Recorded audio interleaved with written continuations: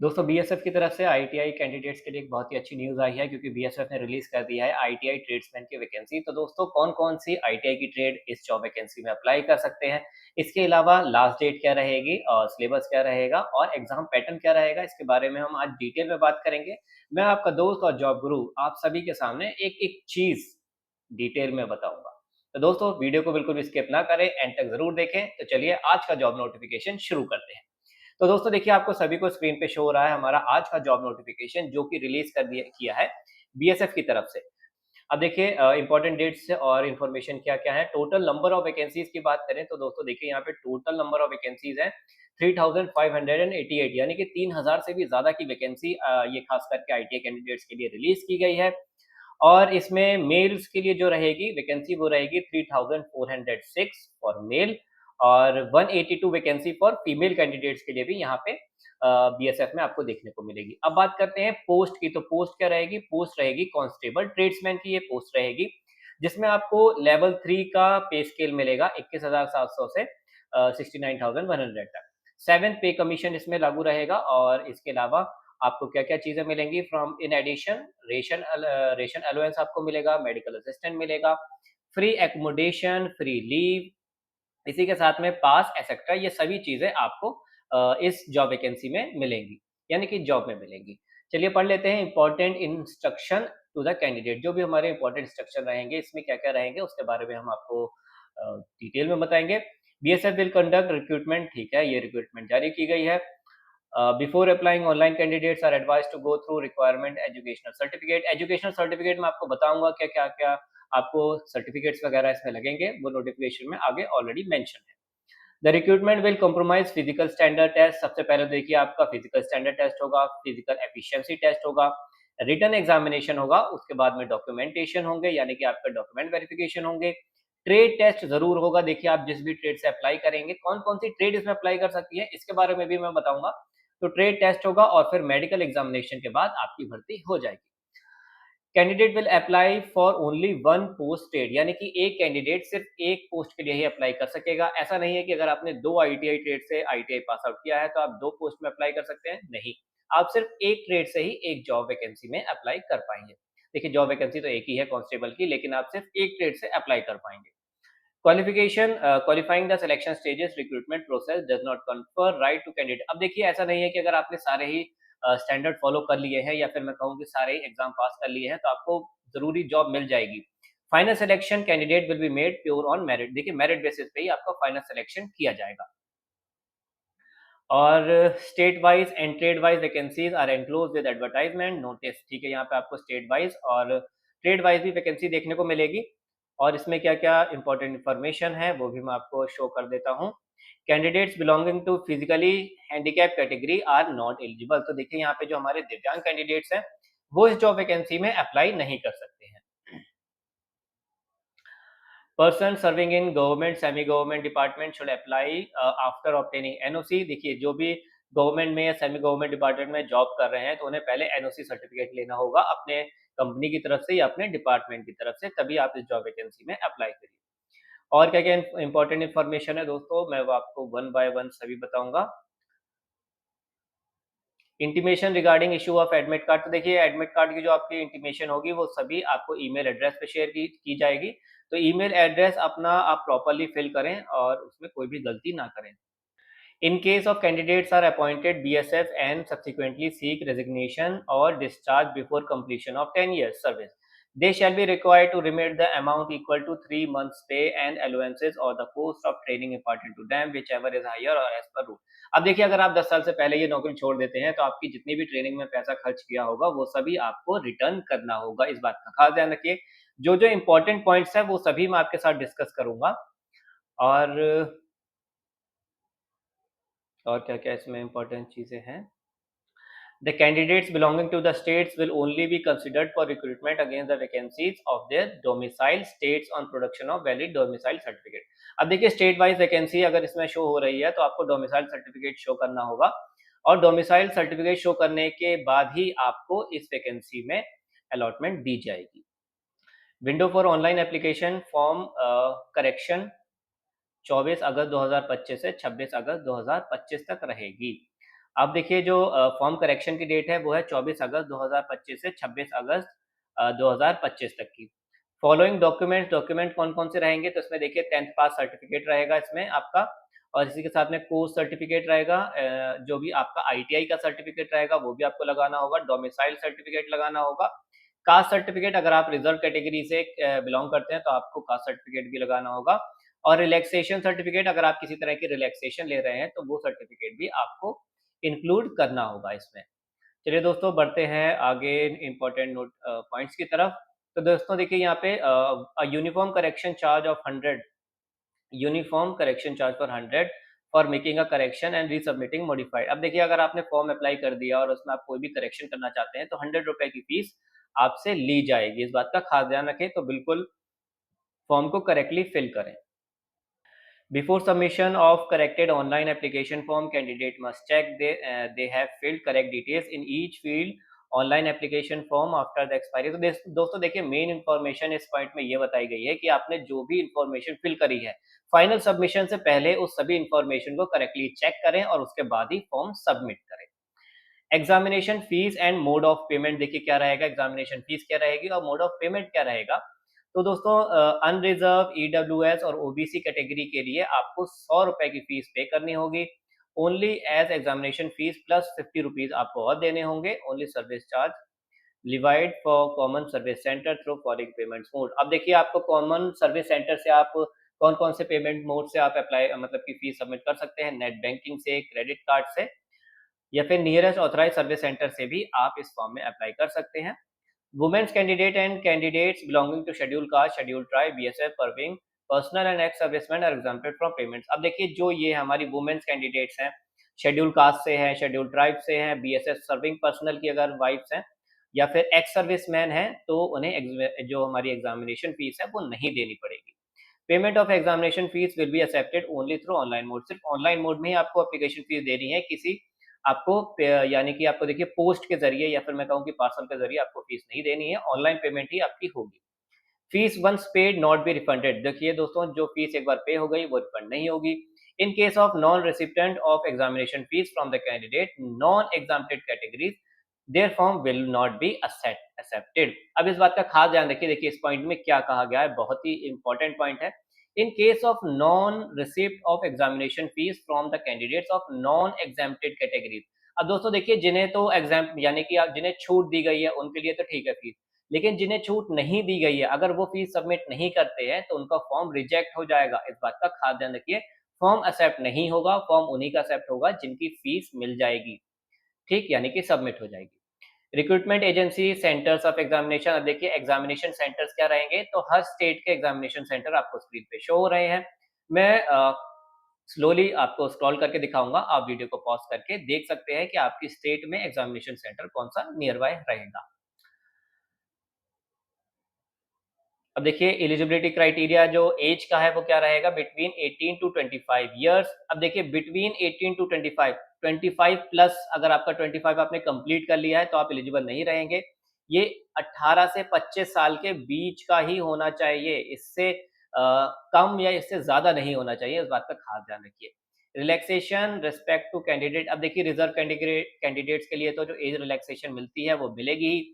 SC ST के लिए 5 साल की एज रिलैक्सेशन है और अदर बैकवर्ड क्लास कैंडिडेट्स के लिए 3 साल की एज रिलैक्सेशन यहाँ पे आपको देखने को मिल जाएगी। अब बात कर लेते हैं एजुकेशनल क्वालिफिकेशन की। तो दोस्तों देखिए एजुकेशन क्वालिफिकेशन में क्या चाहिए होगा, for trade constable carpenter, plumber, constable painter, electrician, constable pump operator, constable upholsterer. तो इसके लिए देखिए एक तो 10th पास चाहिए होगा, ठीक है, मेट्रिकुलेशन ये है हमारा 10th पास, और 2 ईयर सर्टिफिकेट ये है हमारा आईटीआई सर्टिफिकेट आपको चाहिए होगा, या फिर 1 year certificate course from industrial training institute और government affiliated vocational institute with at least 1 year of experience. अब देखिए या तो आपके पास आईटीआई का सर्टिफिकेट हो या फिर आपके पास वोकेशनल सर्टिफिकेट हो 1 साल का, प्लस 1 साल का आपके पास एक्सपीरियंस हो, ठीक है। तो ये दो क्वालिफिकेशन आपको देखने को मिलेंगी, या तो आपके पास एक्सपीरियंस हो या फिर वोकेशनल सर्टिफिकेट के साथ में 1 साल का एक्सपीरियंस हो। तो ये दो क्वालिफिकेशन है जो आपको देखने को मिलेंगी। कौन सी पोस्ट के लिए कौन कौन सी ट्रेड एलिजिबल है उसके लिए आप डिस्क्रिप्शन बॉक्स से नोटिफिकेशन पढ़ सकते हैं। मैंने लिंक पेस्ट कर दिया है और इसी के साथ में आपको डिस्क्रिप्शन बॉक्स से अप्लाई लिंक भी मिल जाएगा। आप डायरेक्टली वहाँ से अप्लाई कर सकते हैं। चलिए दोस्तों देखिए, जो मल्टीपल पोस्ट के लिए जैसे कि कांस्टेबल कुक है, कांस्टेबल वाटर कैरियर है, तो इसके लिए कौन-कौन सी ट्रेड एलिजिबल है, मैं ट्रेड हाइलाइट कर देता हूँ ताकि बच्चों को पता लग जाए कि कौन-कौन सी ट्रेड एलिजिबल है। तो दोस्तों और कौन-कौन सी जॉब पोस्ट है, कांस्टेबल कुक की है, मैट्रिकुलेशन ठीक है। अब कोर्स इन फूड प्रोडक्शन, ठीक है, ये आपके पास एनएसक्यूएफ का सर्टिफिकेट होना चाहिए या फिर kitchen from national skill development corporation का आपके पास सर्टिफिकेट होना चाहिए, ठीक है। जो अंडरलाइन है ना वो मैं कर दे रहा हूँ, कौन-कौन सी ट्रेड के लिए रहेगा।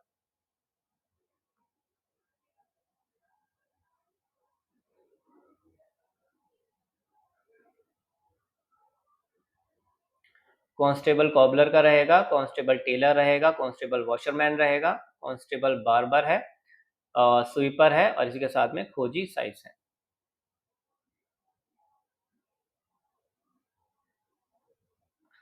चलिए दोस्तों और बढ़ते हैं हम। देखिए यहाँ पे फिजिकल स्टैंडर्ड आपको देखने को मिलेंगे for all candidate except those mention below, ठीक है। अब देखिए सभी कैंडिडेट्स के लिए ये रहेगा फिजिकल स्टैंडर्ड, लेकिन नीचे रिलैक्सेशन दी गई है, इस बात का भी खास ध्यान रखिएगा। जो मेल के लिए हाइट चाहिए वो 165 सेंटीमीटर, चेस्ट चाहिए 75 टू 80। फीमेल्स कैटेगरी के लिए हाइट चाहिए 155 और चेस्ट है नॉट एप्लीकेबल, इसमें आपको चेस्ट जरूरी नहीं रहेगी फीमेल कैंडिडेट्स के लिए। अब रिलैक्सेशन किसे किसे मिलेगी, तो देखिए minimum height for all candidate belonging to scheduled tribes categories of all state union territories और district except as given in the following para.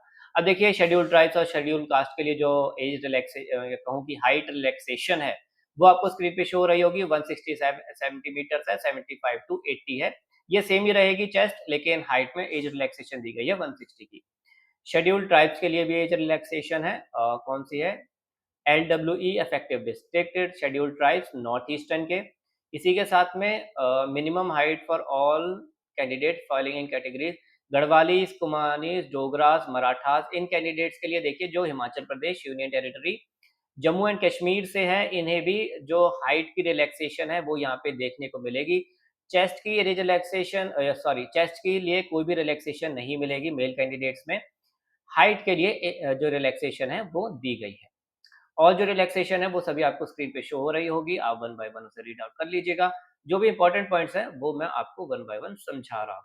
Medical standard देखिए, vision minus minimum distance vision should be 6/6 and 6/9 in other I without correction, ठीक है। तो 6/6 होनी चाहिए आपकी और इसी के साथ में 6/9 दूसरी आँख की होनी चाहिए विदाउट करेक्शन, यानी कि आपका किसी भी तरह का करेक्शन, किसी भी तरह के लेंस या ग्लास नहीं लगे होने चाहिए। Must not have knock knee, आपके पास आपके जो नीज हैं वो नॉक नीज की कैटेगरी में नहीं आने चाहिए। फ्लैट फुट नहीं होना चाहिए, वेरिकोज वीन नहीं होना चाहिए। तो देखिए इस तरह के मेडिकल स्टैंडर्ड आपको ध्यान में रखने हैं कि अगर आप इन कैटेगरी में नहीं पढ़ते हैं, नहीं हैं, यानी कि नहीं लाए करते हैं, तभी आप इस वैकेंसी में अप्लाई कर सकते हैं। अदरवाइज अगर आपको इनमें से कोई भी कोई प्रॉब्लम है तो आप इस वैकेंसी के लिए एलिजिबल नहीं होंगे। Must qualify the physical efficiency test, physical standard test और written test and medical examination. तो दोस्तों देखिए ये सभी टेस्ट हैं जो आपको देने होंगे। अब बात कर लेते हैं फर्स्ट फेज ऑफ एग्जामिनेशन का, यानी कि फिजिकल एग्जामिनेशन टेस्ट आपका रहेगा। इसमें मेल कैंडिडेट्स को 5 किलोमीटर की रेस लगानी होगी 24 मिनट में और फीमेल कैंडिडेट्स को 1.6 किलोमीटर की रेस लगानी होगी 830 मिनट्स में। और अब देखिए no physical efficiency test will be held for ex serviceman, ex serviceman के लिए कोई भी फिजिकल एफिशिएंसी टेस्ट नहीं है। Physical efficiency will be only in qualifying in nature and it will not carry any marks. अब देखिए जो physical efficiency है वो सिर्फ क्वालिफाइंग होगा, आपको उसमें सिर्फ क्वालिफाई होना है, उसके बेसिस पे कोई भी मेरिट लिस्ट नहीं बनेगी, इस बात का खास ध्यान रखिए। अब देखिए रिटन टेस्ट में, यानी या फिर मैं कहूँ कि रिटन एग्जामिनेशन में क्या क्या आएगा, तो उसमें आएगा आपका general knowledge, knowledge of elementary mathematics, यानी कि आपको 10th स्टैंडर्ड तक मैथमेटिक्स आनी चाहिए। Analytics, aptitude and ability to observe distinguish pattern. अब देखिए ये है हमारा रीजनिंग, जिन बच्चों को नहीं पता है तो ये हमारा reasoning subject. Basic knowledge of candidate in English और हिंदी, ये लैंग्वेज का है, ठीक है, तो लैंग्वेज की भी आपको नॉलेज होनी चाहिए प्रॉपर। नंबर ऑफ क्वेश्चंस की बात करें तो देखिए टोटल नंबर ऑफ क्वेश्चंस रहेंगे आपके 100, मार्क्स भी रहेंगे 100, ठीक है। आपका 2 घंटे का ये पेपर होगा, ठीक, 2 घंटे का ये आपका पेपर होने वाला है।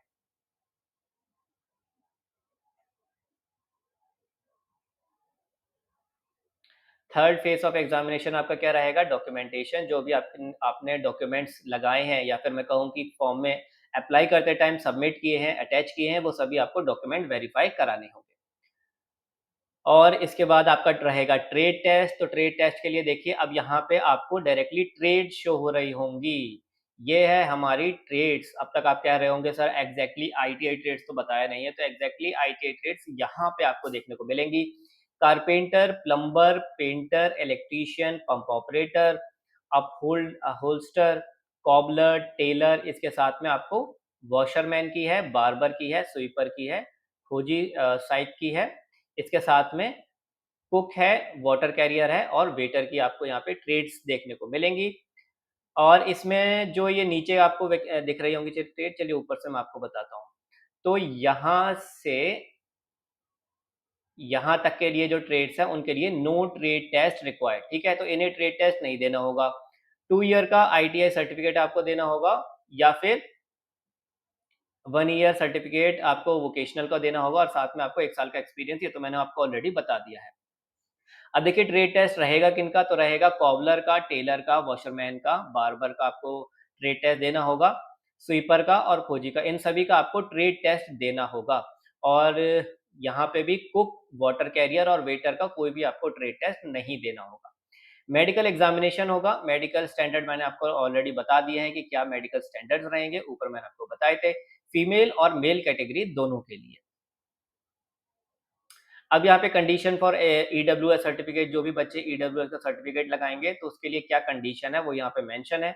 मोस्टली देखिए जो आप स्टेट में ईडब्ल्यूएस सर्टिफिकेट बनाते हैं वही कंडीशन फॉलो करते हैं ऑल ओवर इंडिया।